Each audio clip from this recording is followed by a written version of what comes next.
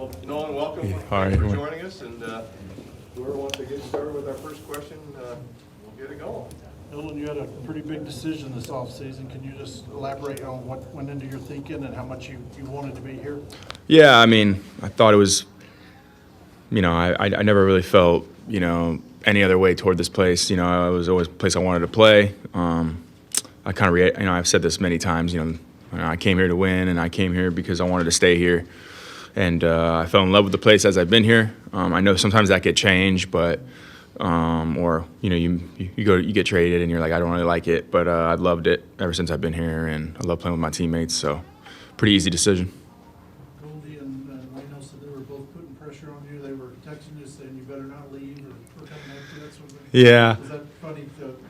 Everybody wanted you back, obviously, right? Yeah, well, I got a lot of support from my teammates, and I got some threats and stuff like that, but it was all out of love, I think. So it was okay.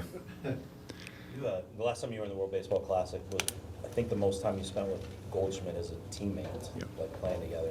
Now you've had 2 years with him, and it's like every day, not like an international tournament. What does that kind of show you about him as a player, as a guy that leads a team, as a presence? Yeah. Well, I mean, Team USA was fun. I got to know him. We got to go eat breakfast, talk hitting, talk about life, and then obviously as a teammate, he's been. I sit next to him on the plane. We go to dinner all the time. I mean, he is one of my best friends, and we've gotten really close with his family. And I admire him, but he's also a great friend. You can bounce things off him, talk to him about anything. But he's just a great player, great dude, and we have our arguments too. It's kind of like a brotherhood, and it's not just me and him. It's a lot of guys in there, but.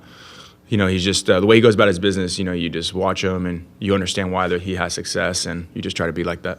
Did he set a sort of template for you, like as you get into your mid-30s, for how to kind of maintain what he did this past? I wouldn't say he said it. I think just the way he goes about his actions kind of showed me that. And he won the MVP at 35, and if you look at him and the way he's moving, he doesn't look very old, and not at all. But the game kind of tells you when you get to that age you're old, but he's not. So I think there's, it kind of shows you that, I don't know if I could quite be as good as Goldie, but it pushes you to keep working because you never know. Along those lines with Adam Wainwright, he's a 40-something now. Can you describe your pride in your teammate here for just pitching like it's 10, 15 years ago? Yeah, I mean, obviously, I think Wayno's the most fun pitcher I've ever played defense behind. When he throws that curveball, I get a lot of ground balls, so that's always fun. But, just the way he pitches, he knows that he doesn't have the velo like other guys do, but he finds a way to, make pitches and actually pitch a baseball game. And it is enjoyable to watch him pitch and just go out there and compete, man. He's a hardcore competitor. And, like I said, he's an unbelievable dude and a great teammate. And hopefully we can do something great for him this year. We've heard from a number of the younger players about your warehouse and the pride they've gotten in going out there and working with you. Tell us about what you created there and what you're doing with some of the less experienced Cardinals. Yeah, I mean, I think it's just an open, it's my warehouse, and obviously it's open to anybody who wants to come, and just kind of letting them know, hey, man, if you guys want to get some work in and come out here, we could talk hitting, hang out, whatever, talk about anything, and just leaving that open to anybody that wants to come. And I think it's important, maybe some guys are in town or maybe they don't want to, but just have that option, I think, is important to have. And, I think it just builds chemistry.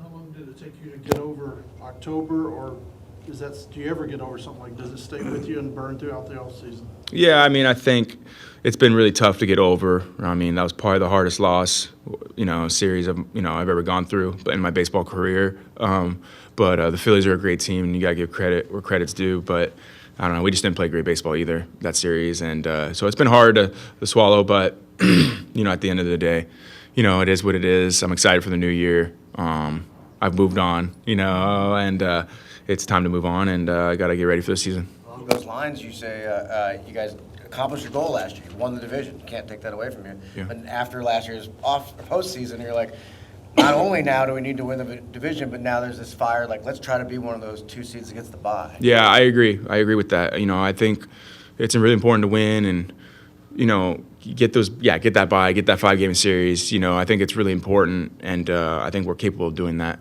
But, we got to work hard, and we got to do a good job this year. When you talk about when you compete, obviously you guys in the offseason had a guy like Wilson Contreras who has competed at the highest level and won at the highest level. As far as where the roster's at right now, what do you think of the roster and how competitive do you think you guys can be? Yeah, I think we're really good. I mean, I think it all comes down to our starting pitching staying healthy. I mean, these guys are good, and when you have Jack healthy, I mean, he's one of the best pitchers in the game. And so I think if we could get him right, and he says he feels great and he looks great when I saw him, I think, that just having that guy that's going to go out there and give us a great chance to win every time. And then obviously Miles is a horse, Matz is healthy. I mean, Dakota, I think, is going to have a bounce back year. I mean, these guys are all working hard, and, but we need them, we need them to stay healthy because, like I said, I think, a lot of these teams that are winning, it seems like their starters are able to stay healthy throughout the year, or if they have somebody that comes in, they come in and, help out and, sustain winning for a little bit. But I think, like I said, if we could keep those guys healthy and Waino just doing his thing, we're going to be all right. Do you think that the new rules for the pitch clock will help Dakota be back?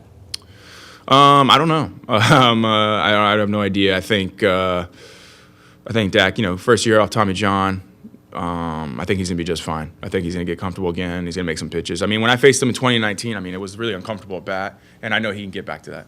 Nolan, just on the hitting side, how do you think that the pitch clock is going to affect hitters? Honestly, I don't really know too much about it. Is that like we have to stay in the box or something, or I have no idea. I'm not even paying attention to it. So I probably won't even pay attention to it when I'm playing this year, to be quite honest with you. So I mean, just get ready to hit. I try not to do too much anyways in between.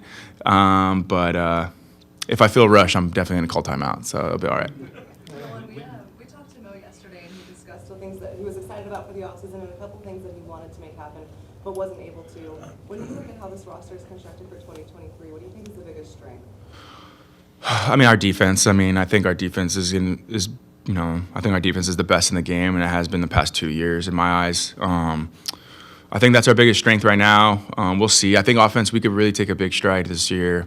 We got some young guys that are good ball players that we need them to take big strides, and then hopefully me and Goldie can just do our thing. But and having Contreras obviously is going to make us so much better, and I can't wait to have him. But for me, it's our defense. I really think our defense we win a lot of ball games because of our defense. It sounds like you're come off of the kind of year that you had last year where you're consistently at a high level on both sides of the ball. What do you do to develop an off-season plan? Like, what do you look at in 22 and say, I want to improve this when the results were as good as they were? Yeah. I mean, I think that is tough. I guess the main thing that I focus on in the offseason after I had a year like I did is just not get complacent with that year and just continue to find ways to, stay healthier, get quicker, just feel good, feel fresh, and hopefully I can add those things during the season. But I still feel like last year was a great year, but I feel like I slid in September.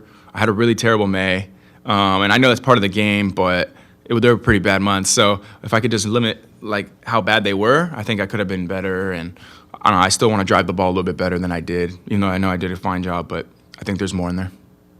You said you saw Jack. Where'd you see Jack? Yeah, I saw him yesterday. We flew together here. Oh, you got. Yeah, we flew here. And that was your first time seeing him. So. Seeing him and talking, hanging out. Seen him, this off season, and he looks great. Looks confident. Is that what I mean?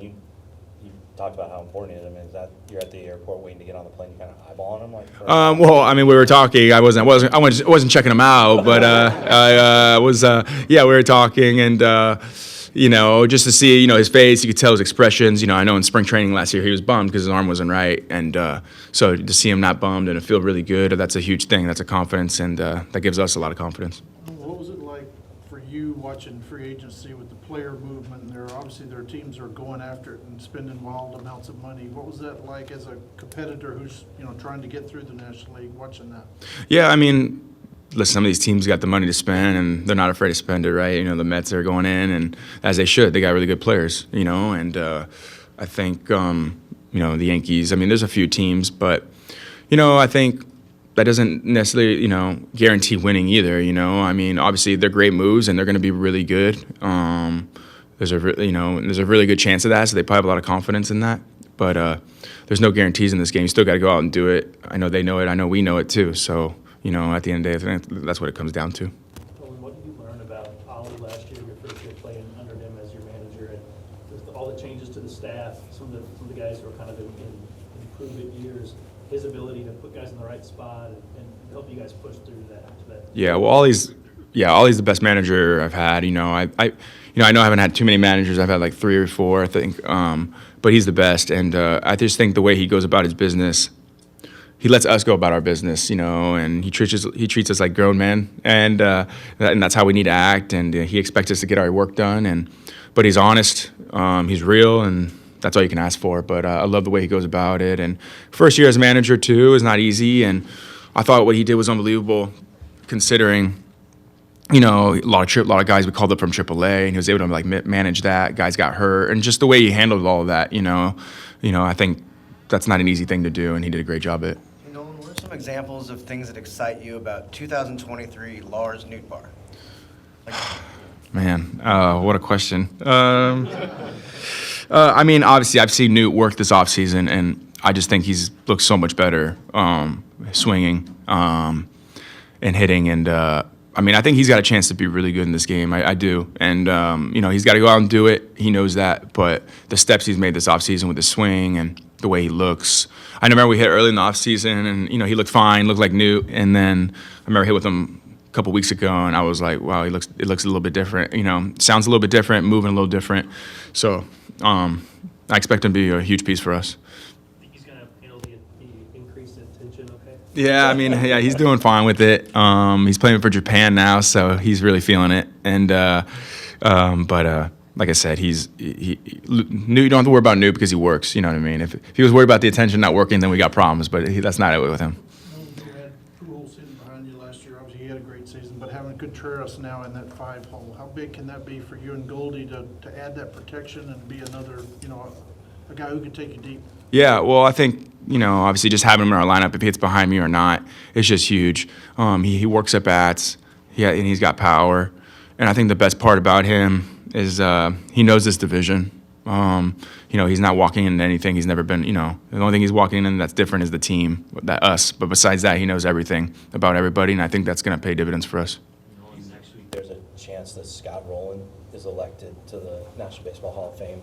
I know you grew up watching Beltray. Did you watch Rowland as you kind of became a pro, and what's your level of appreciation for what he brought, not just to defense, but kind of the total package of third base? Yeah, as I got into pro ball, I started watching more about him.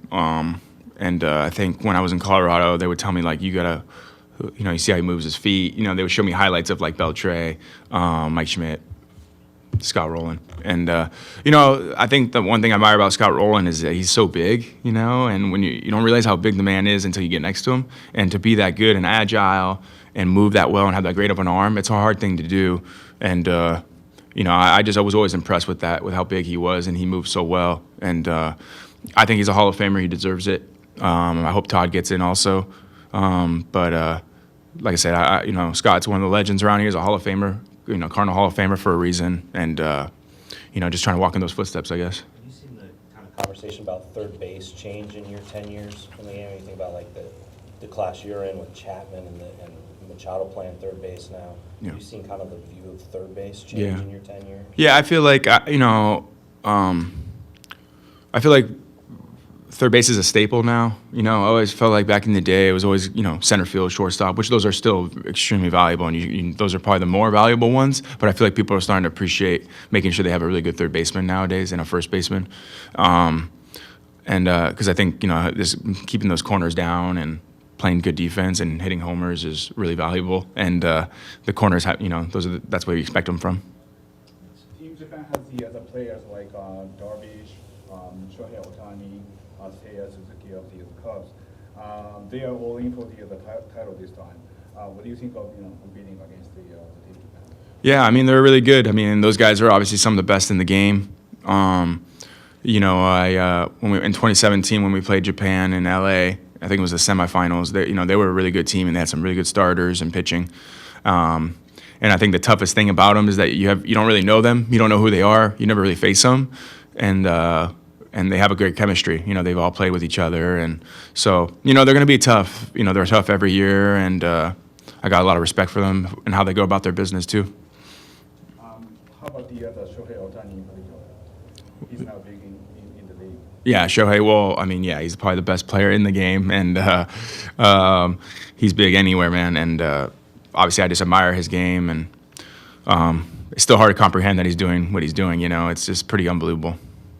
I know you get along with the Lars. How excited you are playing against the Yeah, well, I mean, it'll be fun playing against him. Well, hopefully we meet up at some point in the tournament. But it'll be fun, you know. Hopefully he strikes out and we win, so it'll be good. Let's take one or two more, and then we've got to get Nolan across the way for his autograph. You guys are gonna have 7, 8, 9 players playing in the World Baseball Classic. Do you worry about continuity of the Cardinals?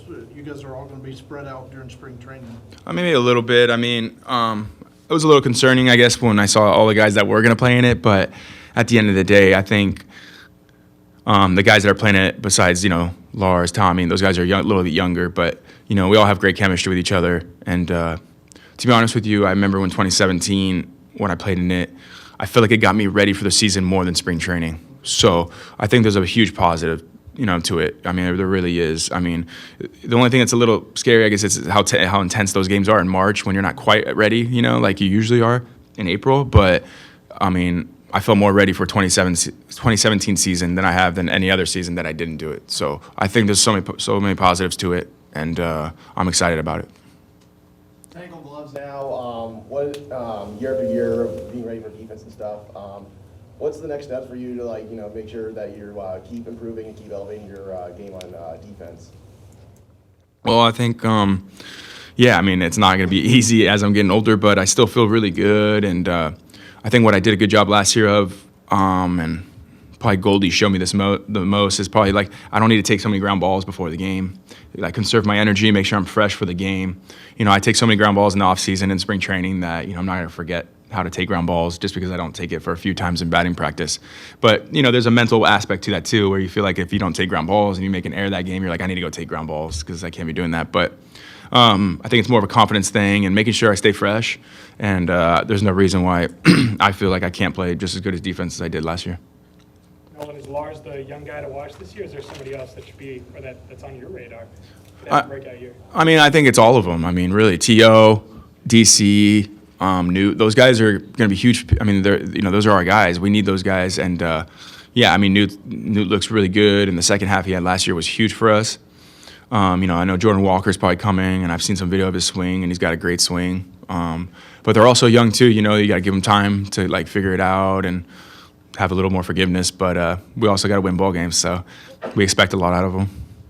All right, thanks, Nolan. Awesome.